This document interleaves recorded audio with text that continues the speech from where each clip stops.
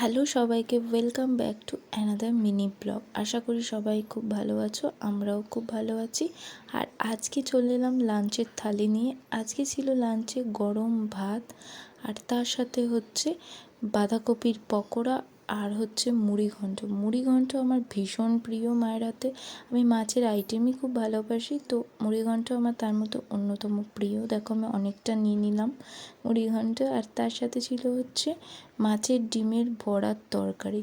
এটাও আমার ভীষণ ভালো লাগে। মাছের যে কোনো আইটেমই আমার খুব ভালো লাগে, আমি মাংসের থেকে মাছই বেশি ভালোবাসি।